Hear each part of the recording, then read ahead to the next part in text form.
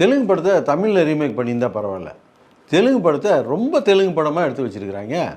இதை தெலுங்கில் வேறு டப் பண்ணி வச்சுருக்காங்க. ஜனநாயக டூ அப்படின்னு சொல்லிட்டு அதுக்கு ஒரு மீம்ஸ் போட்டுருக்குறாங்க. ஏன்டா எங்கள் வீட்டு கேசரி எடுத்துகிட்டு போயிட்டு அது மேலே 4 முந்திரி பருப்பு போட்டு எங்கள் தலையில் கட்டுறீங்களா அப்படின்ட்டு. இந்த படத்துடைய கதையாகவே இதெல்லாம் சினிமாவில் மட்டும்தான் நடக்கும், நிஜத்தில் சாத்தியமே இல்லை அப்படிங்கிற கதையை படமாக எடுத்து வச்சுருக்கிறாங்க. கொஞ்சம் கூட யதார்த்தம் இல்லாமல் உண்மைக்கு நெருக்கம் இல்லாத ஒரு படமாக எடுத்து வச்சுருக்கிறாங்க. உதாரணத்துக்கு சொல்லப்போனால் இந்த படத்தில் வர்ற வில்லன் அவனுடைய நோக்கம் என்னென்னா, இந்தியா பூரா வந்து ஆயுதங்களை நிறையா இறக்குமதி செஞ்சு இந்தியாவில் கலவரத்தை தூண்டி பொதுமக்கள்கிட்டலாம் அதை கொடுத்து நாட்டையே ஒரு கலவர பூமியாக மாற்றணும் அப்படிங்கிறது தான் அவனுடைய நோக்கம். அப்படியாப்பட்ட வில்லன் அவனுடைய எதிரி அழிக்கிறதுக்கு அடியாளுங்களை அனுப்புகிறான். அவனுக்கிட்ட ஒரு கைட்டு பாக்கி கூட கிடையாது, வெறும் இந்த துருப்பிடிச்ச மொன்ன கத்திகளை எடுத்துகிட்டு வந்து சண்டை போட்டுக்கிட்டு இருக்கானுங்க. ஹீரோ அவனுக்கு கூட சண்டை போட வர்றவர்